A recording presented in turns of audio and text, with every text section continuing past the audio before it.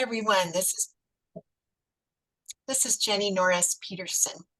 I'm located in St. Paul, Minnesota, but I know that you are located all over the United States. And so we're delighted to have you gathered together today so that we can learn together from two wonderful gift planners from the ELCA Foundation.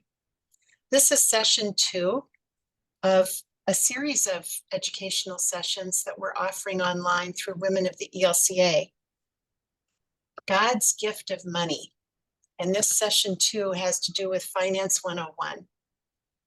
I just want to extend the warmest welcome to all of you. But before we get going on introducing our main speakers for today, what I'd like to do is start out with a land acknowledgement. The church-wide office of Women of the ELCA is located on the original and ancestral lands of the Kickapoo, Peoria, Potawatomi, Miami, Ho-Chunk, and Sioux people. We give thanks for these tribal nations. We also recognize and honor all Indigenous siblings who have and continue to call these lands home. I wanted to just say a little about why this topic of Finance 101 is so important.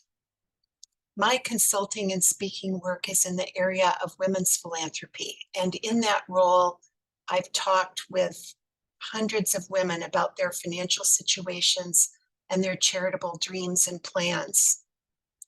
Many women have indicated to me that they feel that they don't have a lot of knowledge about money and finances and investments. In fact, they may not even know where all their accounts are located or what their account numbers are or what their net worth is. And these are all important things to know. Another important thing to know is just the definition of many financial terms that you might come across as you're reading financial articles or when you're meeting with advisors.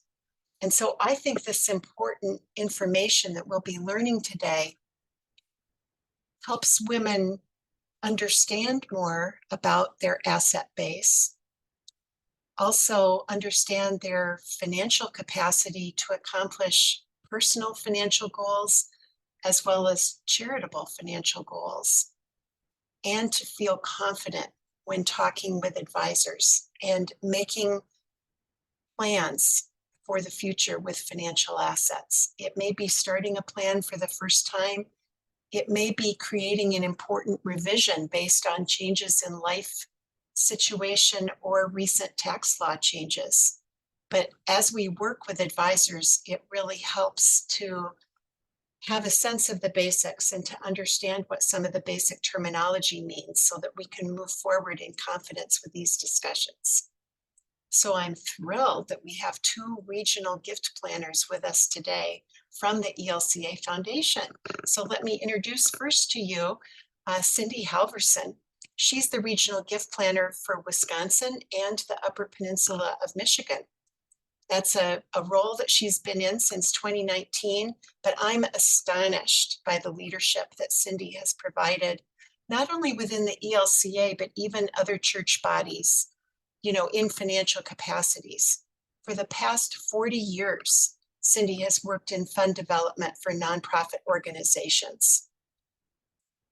Prior to her work with the ELCA Foundation, she served as president of the LSS Foundation, which was a supporting organization of Lutheran Social Services of Wisconsin. But she also has been executive director for mission advancement for the Evangelical Covenant Church. Prior to that, she was director for development services for the ELCA and also was president of our ELCA Foundation between 2007 and 2011. She's also had several other really significant leadership roles, but I think you can see that she brings a lot of experience. I could say the same about our other presenter, Anna Lugo, although she has a different background in educational training, but she also brings tremendous experience to this role. And she has been working as a gift planner with the Evangelical Lutheran Church in America Foundation for the Florida Bahamas Synod and the Southeastern Synod for the last decade. Both of them, in their role with the ELCA Foundation, work with ELCA congregations, synods, and ELCA-related organizations with endowment planning, implementation, and growth. They also assist individual members of the ELCA and families who wish to remember ELCA ministries in their charitable gifts. Ana was born and raised in Puerto Rico. She received a Bachelor in Science from the University of Puerto Rico in Mayagüez and her Master of Divinity from San Francisco Theological Seminary in San Anselmo, California. She's ordained by the Presbyterian Church USA, but throughout her professional life, she's been doing the work of financial stewardship. What a gift to us today to have these two women with us. Welcome, and take it away. Thank you, Jenny. Hi, everybody. I am Cindy and have been around in the ELCA a long time, as you can tell, and working with our members and our congregations originally across the country, but now I focus here in Wisconsin, the 6 synods in Wisconsin and the Upper Peninsula of Michigan. And I love my work being out with the folks of the church who want to be generous in support of ministry. Jenny talked a lot about it, so I'm just going to let Ana say hi, and then we are going to move right into our presentation. Thank you, Cindy. Analoida Lugo. I don't expect you to try to say that. I am a Presbyterian pastor that works for you. My last call, my most recent call, of course, is with the ELCA Foundation, where I have been serving the Florida Bahamas Synod and the Southeastern Synod for the last decade. So I am delighted to be with you this afternoon. This is a job that I enjoy and have continued to enjoy tremendously. And in many ways, I think it brings my whole journey of stewardship to full circle, in that I've done it in the church, I've done it for capital campaigns, and now I do it for legacy gifts. So that third aspect of stewardship. So we're going to go ahead and jump right in. I am going to take a moment here to share my screen. And as you can see, Cynthia and I will still very much look like our pictures. So that's a really good thing. This is what we intend to cover this afternoon. We want to talk some about the challenges that we face as women in terms of the financial world and our finances. We are going to talk and discuss briefly some financial terms that we believe we should all know and understand. We are going to talk about how to determine our net worth. Little bit of a discussion about what are financial advisors and should we need one? Do we need one? Cindy will wrap it up talking about SMART goals. And finally, we will have, before the resources, we will have a time for small group discussions and question and answer. And we will finish with sharing some resources that we believe will be useful to you and that you can use at your own pace. So moving to our first slide here to talk about barriers and challenges. Cindy, take it away. All right, thank you. So, ladies, there's no question that we as women face some challenges, some unique challenges and difficulties when it comes to understanding and managing our, not only our money, but our whole financial lives. So a few statistics from a recent survey by Go Banking. 31% of women consider themselves bad with money. 21% agreed with the statement, "I am fearful about making financial decisions." And although progress has been made, women still earn 0.83 cents on the dollar for every dollar men earn. So we're still lagging behind there, regardless of some progress that's been made. Women are still less likely to invest although you know what, we are really good at it when we do. And so we're going to talk about that a little bit later. While overall women carry less debt than men, they carry what I term as bad debt, more bad debt. And that falls primarily into two categories. Student loans, which although the outcome can be very beneficial for us, they tend to be high and burdensome or weighty on our lives. And then high credit card debt. So women carry more of that than men. So let's take a look at the 5 most common challenges, or 5 that I pulled out that I think really impact our lives. 1, longer life expectancy. Today, women tend to live 6 to 8 years longer than our male counterparts. And this is significant for many things, but primarily retirement. That means we need to save more for retirement to kind of see us through those extra years. But it also suggests that, one, if we have walked through most of our life with a partner and that partner isn't there anymore, we need to understand what our finances are all about and those years where we continue to live. Interrupted work lives. Women still end up having more things that interrupt the consistency of our work lives than men. And of course, the most common of that is child rearing, where still today, a lot of women will step out of the workforce during times when they want to be home with their kids. But also women stay in lower paying jobs more than men do. And I think this is a significant thing. We do that because it's stable and we don't want to kind of bring upheaval to the apple cart. And it also, there's some fear involved in that. We aren't as maybe courageous as our male counterparts in wanting to kind of take the risks and move on to other jobs. But this is really critical because salary increases, and the most significant ones, do come when we change jobs in our lives. A third challenge is reduced earnings and savings for retirement. And again, we go back to that number, 0.83 cents on the dollar for what men earn. And so the result of that is that we have less in our savings for retirement down at the end of the row. And so women need to think about and stepping up to negotiate their pay to make sure they are being paid for the job and the value that they bring to the workplace as much as possible. And again, think about the opportunities, the new opportunities, and taking advantage and the risk of going on and trying new things that will recognize and compensate our value that we bring to the workplace. A fourth, fallout from unexpected life changes. And again, it's women more than men still that end up with things when life is disrupted, and primarily caring for a parent or children when they become ill.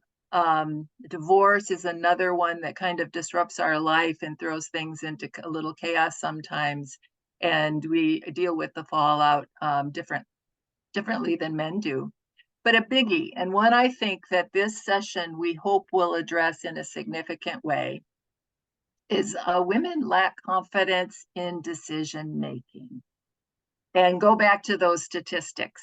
We still aren't there yet as women who have fully taken hold of our financial lives. And we want to address that in this session, as well as the 5 sessions that the women of the ELCA are offering. One of the best resources I want to say here for us is each other. And women have a real opportunity in talking with each other about their finances and learning from one another. Statistics from that Go Banking survey said that 60% of women seek advice from family and friends. And that's often how we do it, isn't it? But also for our finances, there's no exception. This is a great resource for us. And again, this series It will help to empower each of us to feel in control of our financial lives, and I believe find joy in stewarding God's gift of money. So what does it mean to be financially empowered? Well, first, I think it means to be informed, to understand your finances. Do you manage your own finances now? Are you involved if that is primarily done by someone else? Are you involved in what's happening and the decision making? Do you know what you have? Do you have assets in your name? Do you understand what insurance is? Do you have passcodes for your accounts and IDs? Do you know how to access them and who to contact should you have questions? And do you understand how your asset vehicles work? And we hope to address a little bit of that too as we move on. And then being skilled. And what I'm saying here is no, you do not need to be a financial planner. And Anna and I have shared already that we are not financial planners. We help to work with people on their charitable giving, but really it's important to understand and have some basic understanding with terms and asset types and how to budget and all the things that help us and position us to be more confident as we move forward. So basically, it's kind of knowing what you have and how it works. Financially empowered women also, all right, this is a biggie for all of us, I think, control spending. I don't know, is this a problem for you? I'm 66 and I continue to work hard at controlling my spending. I've gotten better over the years, and the more I work at it, the better I get. And to be honest, my husband and I work together on this one, and he would say the same for him. But it's a really important one. And as a mom of 2 daughters in their 20s, I am trying to model for them and also to share bits of wisdom from my own life about how important it is to keep an eye on that spending and what we're doing. A financially empowered woman makes informed and wise decisions. And I've said a bit about this, but basically we want to have that information and then to bring to bear to those decisions the wisdom that we have gained in our lifetime, but also the wisdom from others and who I know are willing to help us out and willing to give. And then also utilizes resources. And there are so many resources out there. We have some great financial resources within the ELCA, between the foundation and the Mission Investment Fund and the credit union and Thrivent, and even organizations like Women of the ELCA that do this kind of stuff. They help us there, but in addition, there's all kinds of resources, and to take advantage of them can really help you along your journey. And then as we go through here, we're going to come back to these, but a financially empowered woman sets goals, makes a specific budget, understands net worth, builds an emergency fund, pays down debt, and saves for retirement.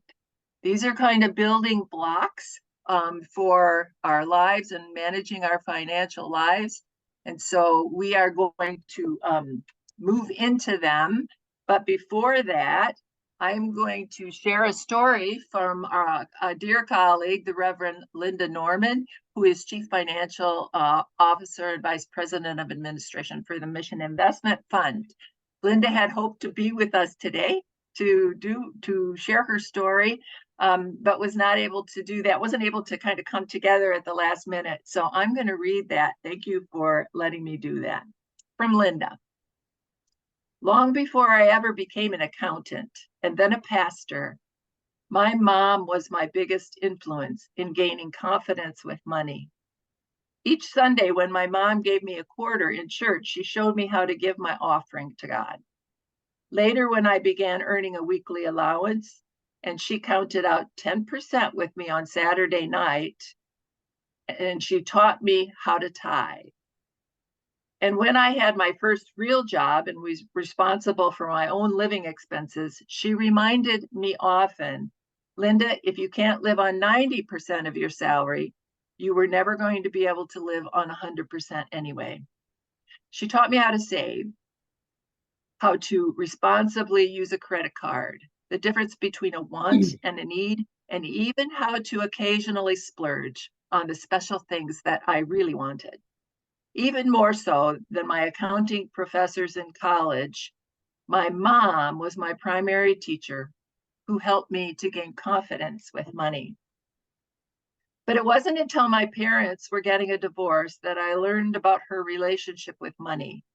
Growing up, I knew that my mom was always the one who paid the family bills, but that was the extent of my knowledge or my curiosity, until I learned those many years later that my parents' separation of duties was because my father was not very good at managing money. Apparently, he had originally been in charge of the family finances when I was born. By the time we moved during my 4th grade year to a house that is still the family home, my mom had taken over the finances. After we moved, my parents kept that first house, though, and my dad continued to manage the tenants and the finances of it. When my parents were divorcing, it came to light that my dad had recently filed for bankruptcy stemming from losses from that first house. My mom knew nothing about the bankruptcy, but she was legally part of it. Needless to say, she was shocked.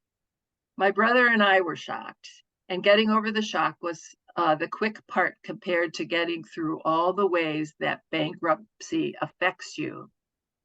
Watching my mom navigate those difficult years, I saw her gaining a different confidence with money, asking questions, setting expectations, refusing to ever again be kept in the dark. Helping her to recover from those difficult times, I too gained new confidence with money. And that experience opened an ongoing conversation between my mom and us adult kids. We were with her when she revised her will. We were part of the meetings with her financial advisor when she retired. She still involves us in major financial decisions. And we've all gained confidence in talking openly about finances and supporting each other in our journeys with money. I hope that I will continue gaining confidence with money in every new stage of my life, just as my mom has. Since 2006, I've been an ELCA pastor with faith and finances as a primary intersection of my ministry. And for the last 5 years, my call has been to serve the church through the Mission Investment Fund. For those who might not know, MIF is the financial ministry of the church. We make loans to congregations and other ministries for building projects, and we use the money the ELCA members give to invest to make these loans. Our loans and financial services enable new ministries to form and existing ministries to grow stronger and expand with the impact in their communities. And through the opportunity to invest with us, we help the individuals and ministries achieve their financial goals responsibly. Over 8,000 individuals invest with us, and over half of our individuals investors are women. Each of us women has our own faith story about our journey with money. And one thing I know for sure, by faith and accompanied by the voice of my mom's reminders, is that our God, who promises to never leave us or forsake us, is able to do abundantly more than we could ever ask for or imagine. It is this promise that empowers us to step out on faith each and every day. From Linda Norman. So right now we're going to go back to Anna, and we're going to start to tackle some of these terms and vehicles that are part of our financial life. So I need to say, Cindy reminded me, we are gift planners, charitable gift planners. We are not financial advisors nor lawyers, so we do not give financial advice nor lawyer nor legal advice either. Our lane is charitable giving. However, when we meet with members, we hear a lot of things. And the terms that I am going to share and discuss with you are the ones that in our job we hear perhaps the most often, meaning that they are very, very common. Now, this list is by no way an exhaustive list. It barely touches the surface.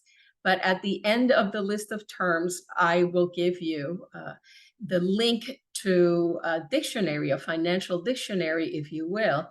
So if you want to delve into the weeds, you can do that. So we're going to talk a little bit and explain annuities, commercial and the charitable gift annuity.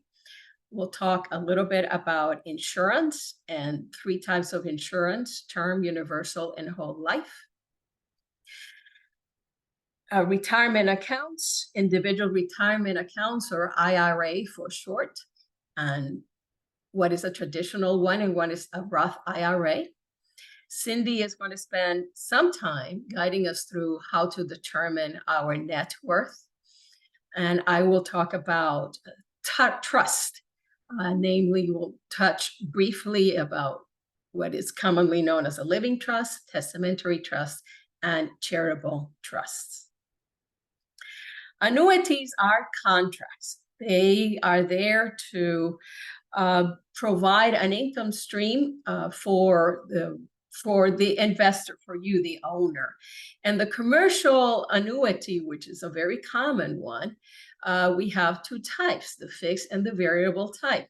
Fixed, as the name implies, means that you will receive the same amount of income throughout the duration of the annuity, for how many years that takes. And the variable means basically that the income that you will receive will vary according to the value of the money that is invested in that annuity, in that contract. In other words, when you enter into an annuity contract, you put money in. That money is invested so that it will pay you income throughout your life or the duration of the annuity. In a fixed one, that amount does not change. In a variable one, the amount may change from year to year, depending on the value of the money invested. Now, a charitable gift annuity is a fixed, it will pay you a fixed amount each year for the duration of your life. It is a contract that you enter with a charitable organization, like the ELCA Foundation, for example, or many colleges and universities have foundations, and they also have charitable gift annuities. So a charitable annuity will pay you a fixed amount. A portion of that income may be income tax-free, and a portion will be taxable. And at the end of the annuity, whatever may remain goes to a designated ministry or charity. So that is the key there. Whatever remains at the end of the annuity must go to a ministry, to a charity, a 501c3 charity recognized as such by the IRS. So commercial and charitable. Many people that we work with have both or are considering a charitable gift annuity. Insurance, another type of contract and another type of investment, if you will.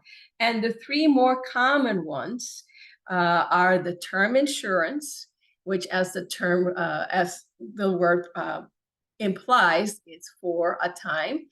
And it guarantees payment of death benefits if the person dies during the specified term. I remember Cindy has daughters. I have sons. I have twin sons. When they were born, my ex-husband and I bought some term insurance for 5 years for the primary purpose that if something happened to the boys, we had some money to cover final expenses. Because as good as babies and childcare is right now in hospitals, and there's still a great deal of infant mortality. So that was just for 5 years. Then after that, we bought term insurance for at least the next 20 years while the kids were growing up and there was enough money to pay for the house, etc. But at the end of the term, that was done. Then we have the universal insurance, which has cash value. That is, if you decide to stop the insurance, you may get some money back, and offers lifetime coverage as long as you pay your premiums. But this is the type of insurance that allows you to lower or raise your premiums within certain limits. And as long as you're paying the premiums, the insurance remains active. But if one underpays, that can affect the death benefit, or it can even make the policy lapse. And I had this happen to a dear lady that I've been working with for the last year. She bought a life insurance, a universal life insurance, many, many years ago. She paid significant amount of money at the beginning of that policy. Her understanding was that that was the end of that. Guess what? 30 years later, we received notification that the policy was about to lapse because the premiums had not been paid. So we had to work with that. And then finally, there's whole life, which basically covers you. It's a life insurance policy that covers you until the day you die. These insurances, they all have different prices. They offer different things.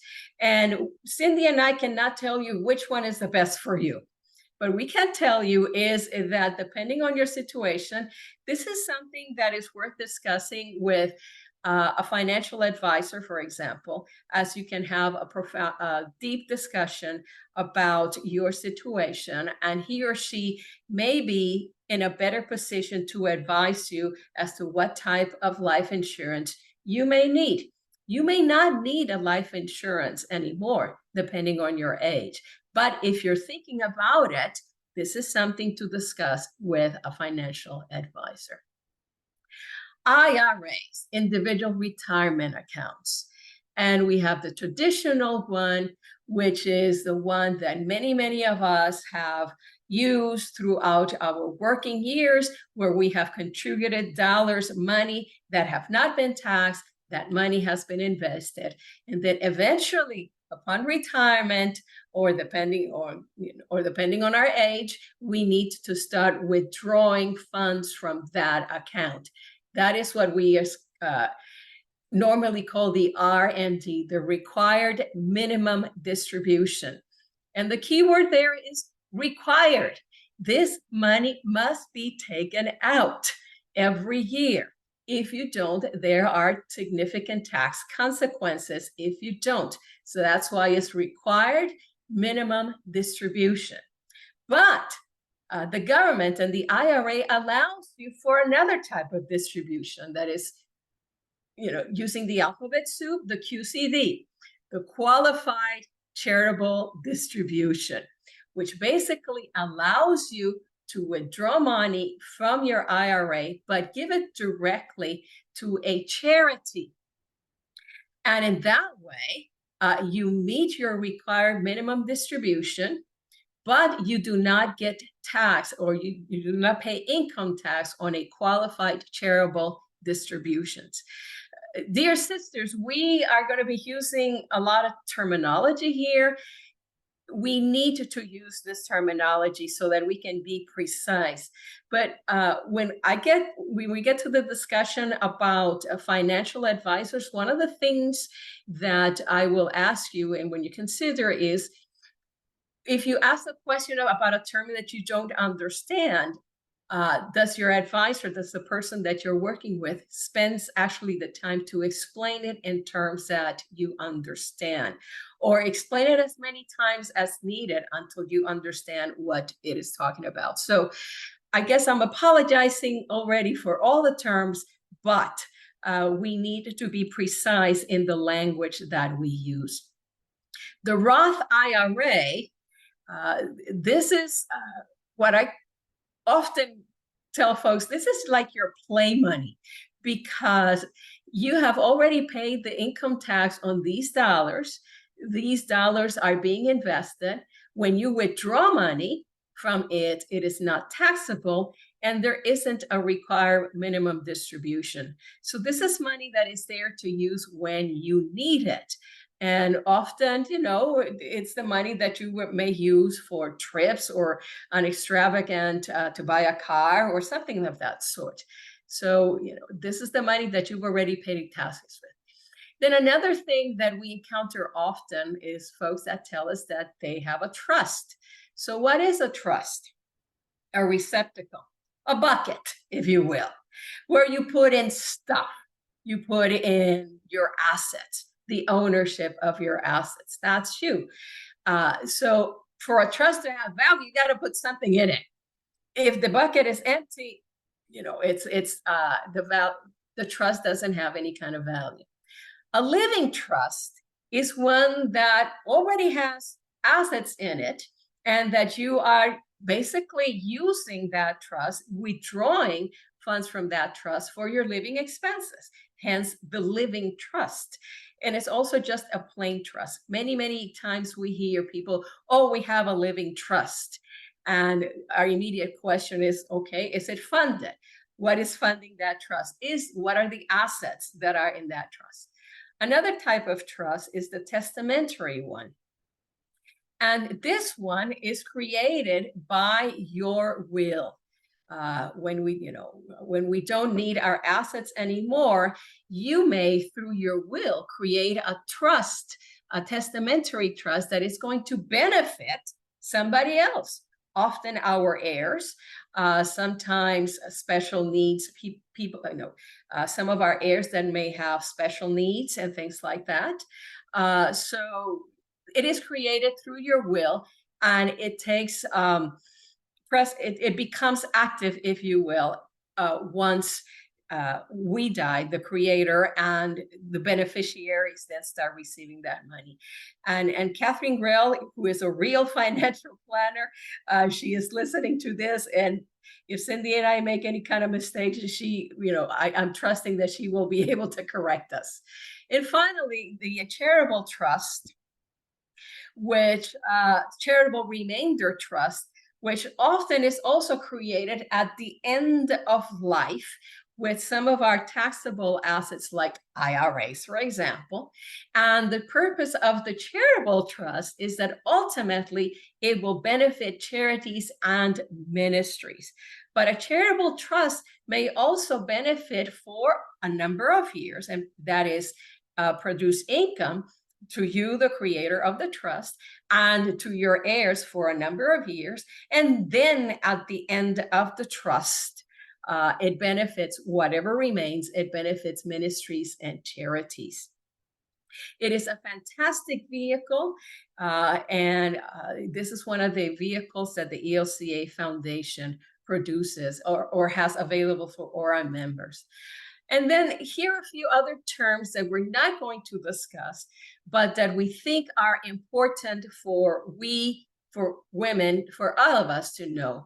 The difference between what is a 501c3 organization, a not-for-profit organization, and a nonprofit organization. Estate planning and fiduciary and probate. Those are terms that we believe we should know and understand. And if you go to the investopedia.com/financial term dictionary, you will find not only these terms, but many, many, many others. So if you really want to get into the weeds, this is where you can go. So Cindy, I'm going to pass the ball back to you because you're going to talk about knowing our net worth. And you're on mute. All right. And Anna, if you will move to the next slide, please.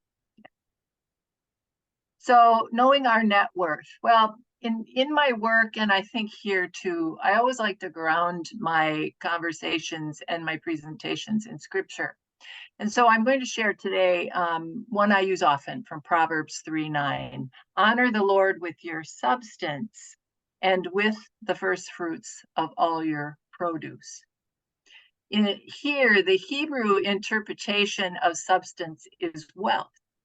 And in scripture, this word for substance is also translated as force, might, stock, living, acquisitions, possessions, essence, goods, property, and resources. Honor the Lord with your substance. And here we're talking about our financial lives anyway, our substance of all of our assets and the whole picture. It's important to know it because too often we're so focused on that income piece. And as important as that income piece is, it's important to understand the whole picture because it's within our whole net worth where we have the information we need to make those good and wise decisions for the future. So let's take a look at how we might do that and exactly what is net worth. So this is a very simple chart that can help walk us through or give us a picture anyway of how we might look at that. Basically, our assets are anything with financial value that we have, that we own. And here is a list of some of those things: our residence, our home, any property that we might own, a lake house, a farm, a piece of land somewhere.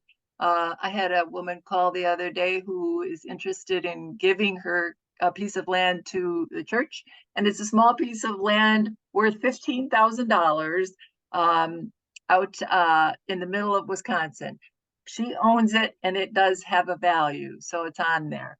Our bank accounts, money market accounts, our life insurance has a cash value to it, and are oftentimes anyway. Annuities, as Anna talked about earlier, IRAs, 401ks, our furniture, automobiles, and collectibles. We're going to look at a list of others, but here you can get the idea.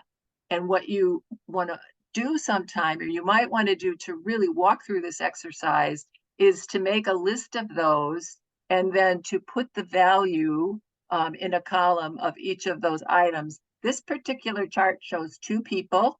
And if you go back 1 minute, Anna. Yeah, give me a moment. There we go. Two individuals and then some joint property owned together. So if you are a single person, you might have one column. If you are in a couple, you would have two, and then what you might hold together. Maybe you hold everything together, but you get the general idea. And then you can add up your total assets. The other side of this chart, or the bottom side, the other side of this equation is liabilities.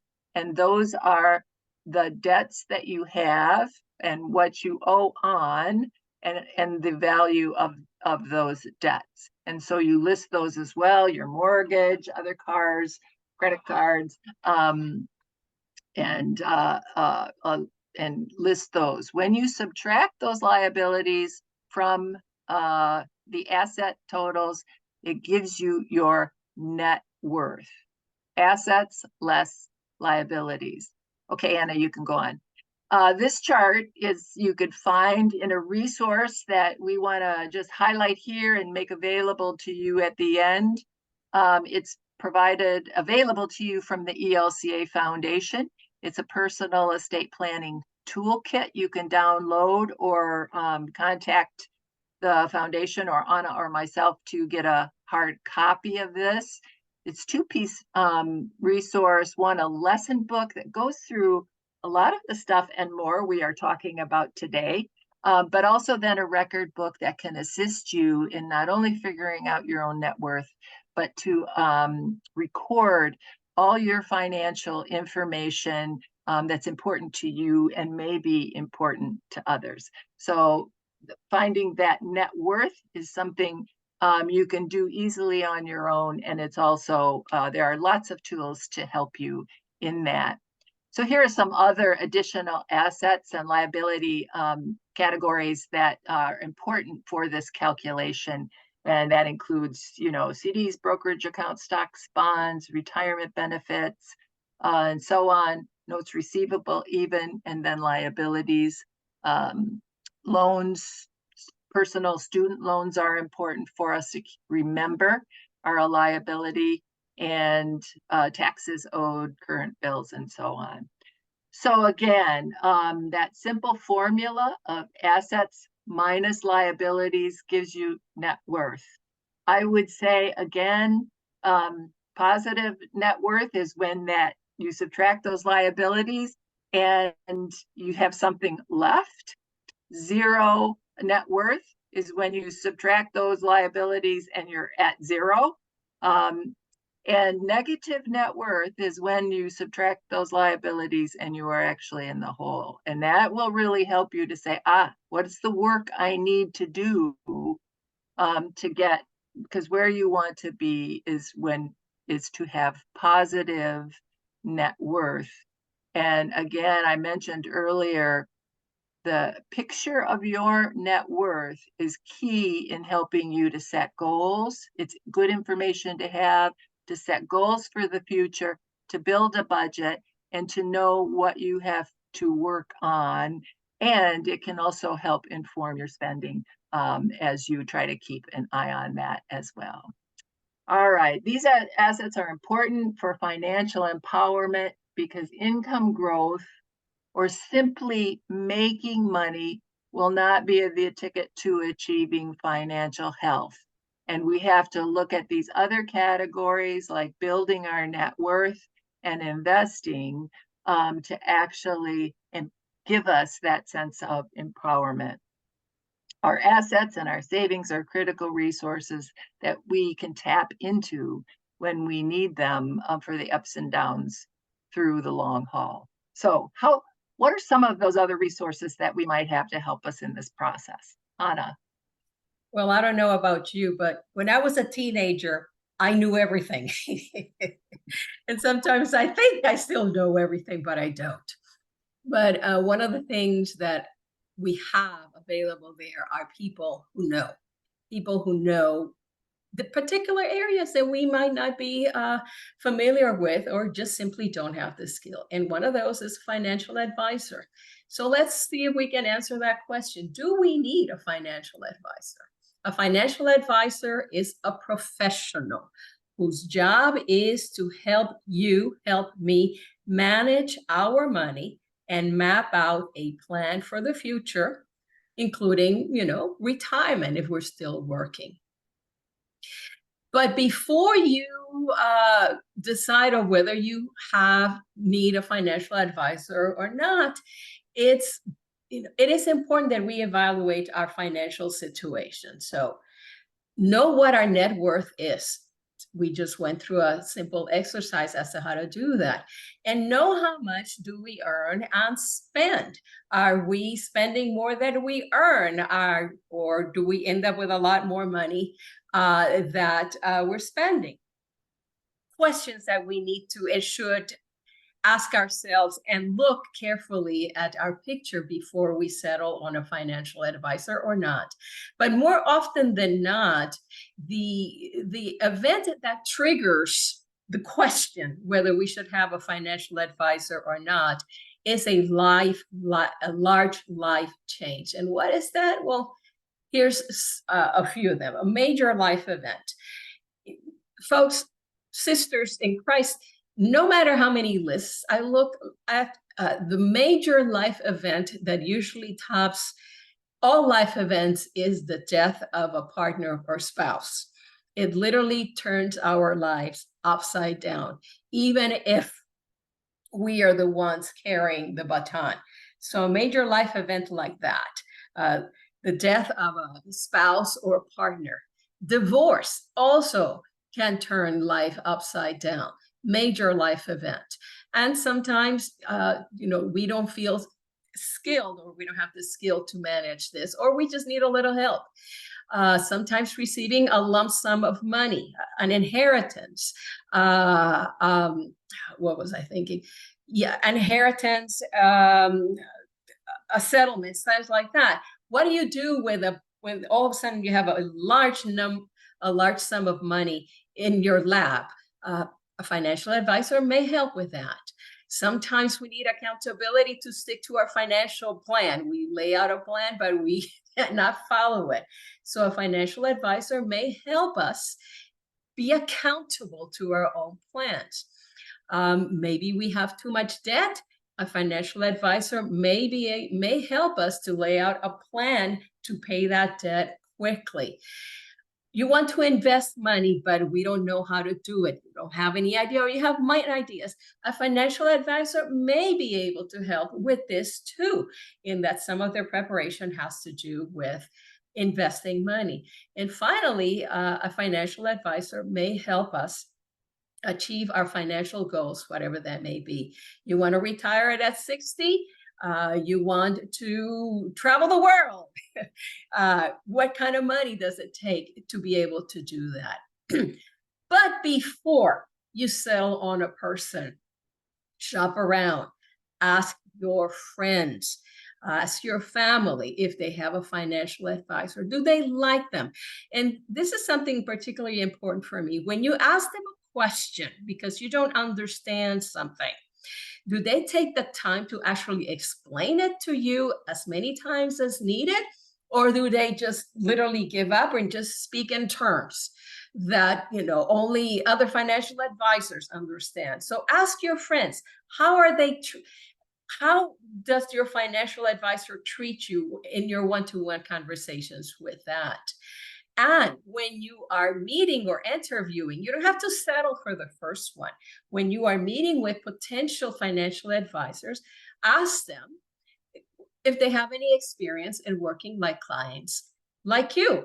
In my case, I am a Presbyterian pastor in her 60s, looking to retire in the next 5 years, who happens to be divorced and Hispanic. Sometimes our cultural heritage does come into play as to how the other person on the other side may deal with us. So don't be afraid to ask what kinds of services they offer. How do they make their money? What are the charges and the fees? Ask, that is a very important question. And what is their education and credentials? Are they up to date in their accreditations and things like that? Because this indicates to you that they are keeping up with the laws and the IRS rules and regulations and all of that. And of course, there are some red flags to keep in mind. If they're not upfront about their fees and their charges, if they hem and haw about that, if you perceive that they are aggressively pushing some products, there might be a conflict of interest there. How long does it take for them to get back to you when you ask a question and you leave a message? Do they get back to you the same day or a week later?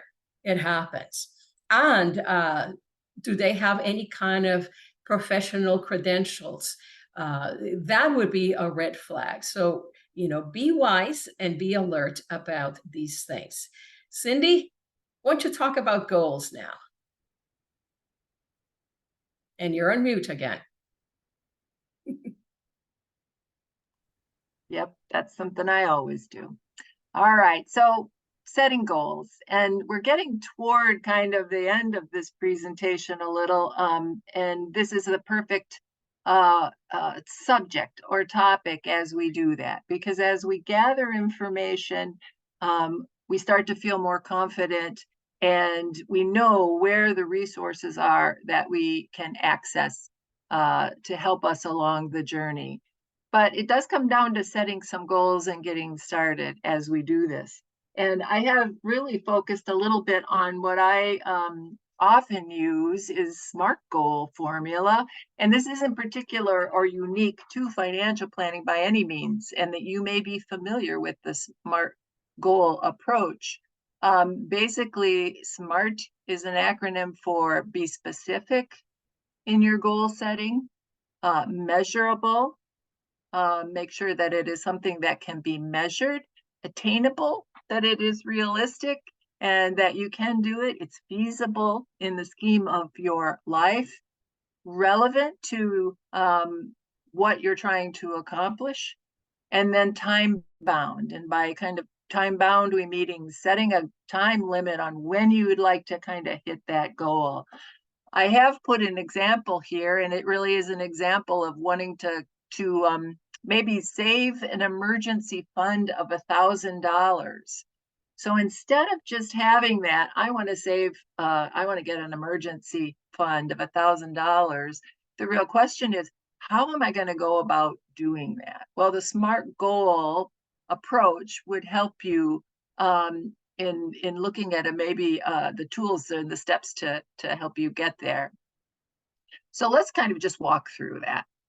Be specific. What are you saving for? And one, I just said I want to create an emergency fund that there's some cash that when those things come up, and they always do, I have this specific fund that I can pull from, and it just doesn't set me back or mess up my budget. Measurable. How much do you want to save? Put an amount on it, $1,000. Is this attainable and doable? Yep, I think so. In my life, I think it is. And especially if I'm disciplined and I make it a priority.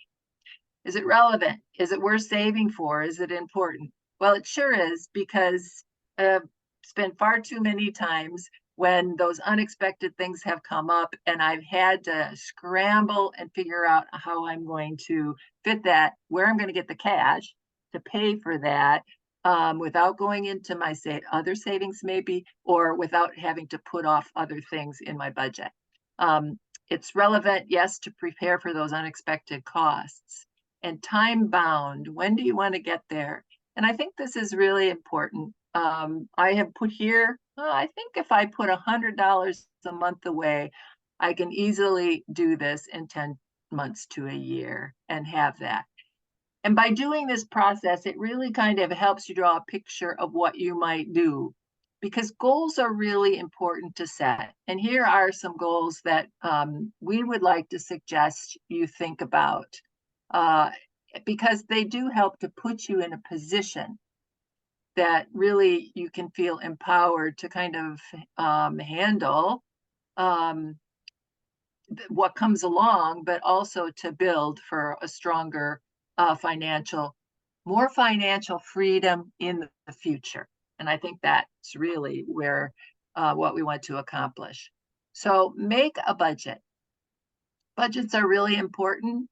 Basically, it's kind of identifying what your income is, what sources of income do you have coming in on a, let's say, monthly basis, and what are your monthly expenses, and what do you need in that income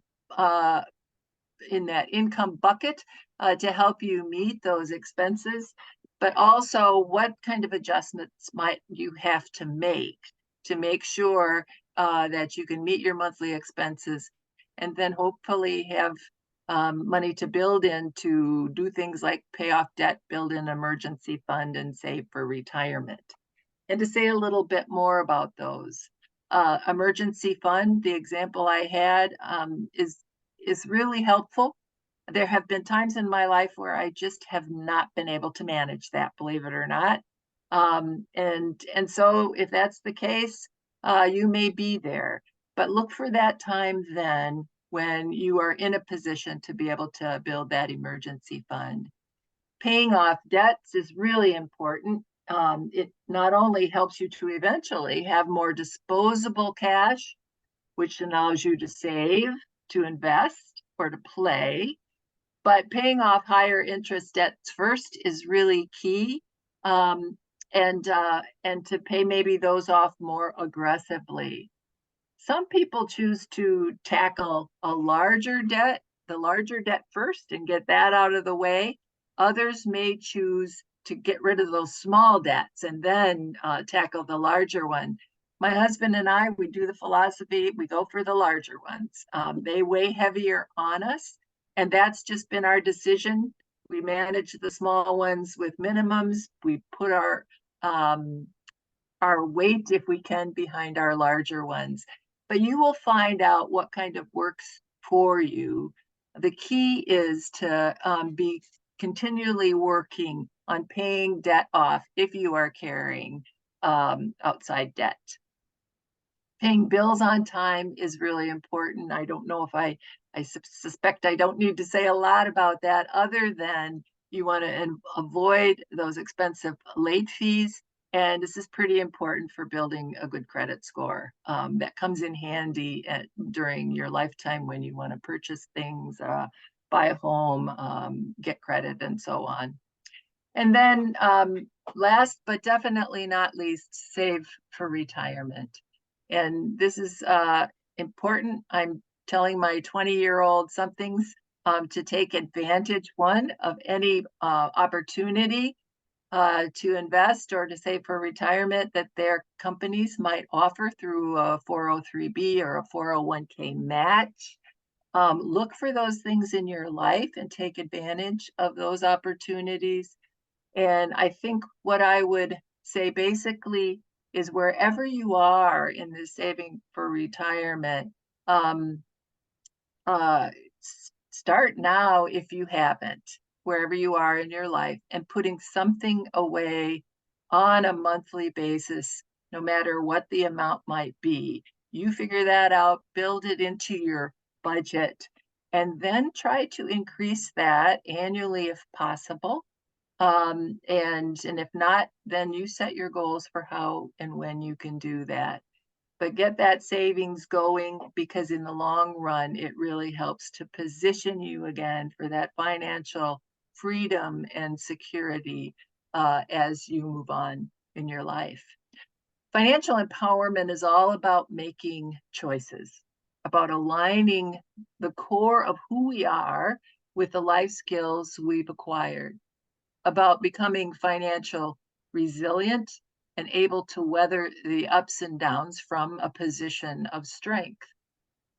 If we stay true to our values and we can make wise decisions that reflect our goals and support our hopes and our dreams for the future. We'd like to take some time now to break up into some small groups and to take a look at these questions. If you don't get to all the questions, that's fine. But here are three maybe for you to have some conversation about that reflect back on the information provided in this session. What challenges, if any, have you encountered in handling your financial life? Name one or two financial goals you would like to work toward, and what might be your first step to realize these goals. All right, I'm going to give it to Liz, I think, who's going to break us up into small groups. And we're going to come back in about, let's take a quick look here. I think we need to give this about maybe 6 minutes or so, and then we'll come back together. Well, I think our small group time is at an end now, but we have a chance for some Q&A with our two presenters today. And so I'll just throw out to Cindy and Anna one question here. And if you have a question, be sure to enter that in the chat feature of our meeting today. And I'll be monitoring the chats to see what questions come in. But the first one is, you spoke today a lot about the importance of having an emergency fund. How do I determine how much I should have in an emergency fund? You know, when years and years ago, when I attended a pre-retirement seminar, and mind you, this is a while back, somebody said that a good emergency fund was about the equivalent of 2 months' salary. So that makes sense to me, but it might take a little time to build that amount. So I think that's what I have tried. That's my aim. And I keep trying.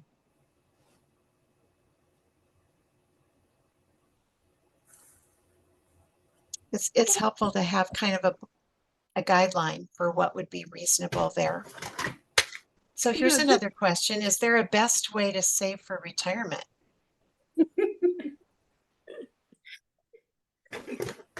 You know,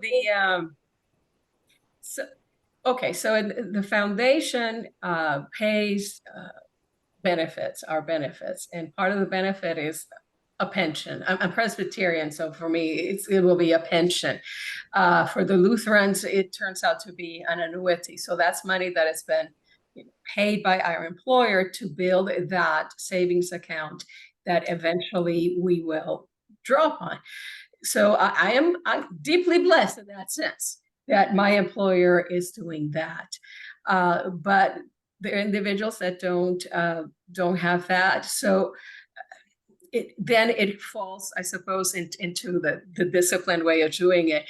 But frankly, I think this is a question that Kathleen might be best equipped to answer because she is the financial advisor after all, and I am not. So Kathleen, if I can ask you to, offer some words of wisdom here, please.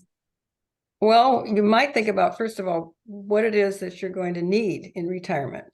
What's your lifestyle going to look like in retirement, and figure out what that number is that you need. And then you can back into it and say, okay, where is that money going to come from? Is it going to come from investments? Will it come from my 401k plan, my 403b plan? Will it come from Social Security? Where will those pieces come from? And probably the Social Security will be more of a fixed number. But then you can decide, all right, what about the other monies? And you may be looking at that retirement not necessarily as full stop retirement. It might be a phased retirement, so that some of this money that you need in financial independence, financial retirement time, can come from working part-time or at perhaps a different career that pays less hours, whatever. But so look at what you need, what you're going to need, and then what are all the pieces? How are they going to feed in? Well, thanks for that answer, Kathleen. And as I looked at our clock, I realized that our time for our group meeting is drawing to a close. And so I would just like to say it's so terrific to have Kathleen joining us as part of the participation group today. Next week, she'll be our primary presenter, and it's going to be terrific.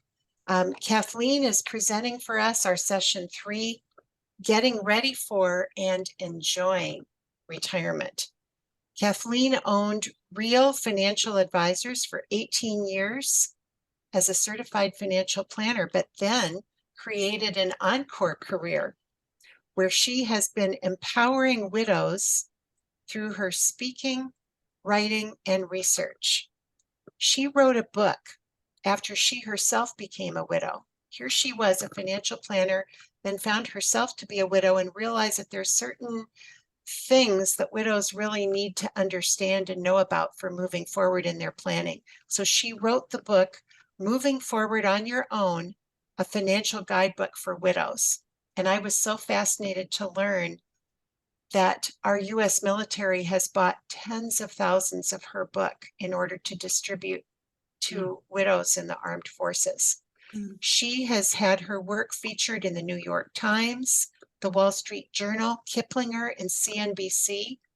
So I know that it's going to be a terrific session with Kathleen next Saturday, and I welcome you back with us at that time. Thank you so much to Anna and Cindy for your wonderful presentation today, giving us a framework on Finance 101. Thanks, everybody. Glad to see you, and we'll see you next week. Thank you. Bye-bye. Okay. Bye-bye.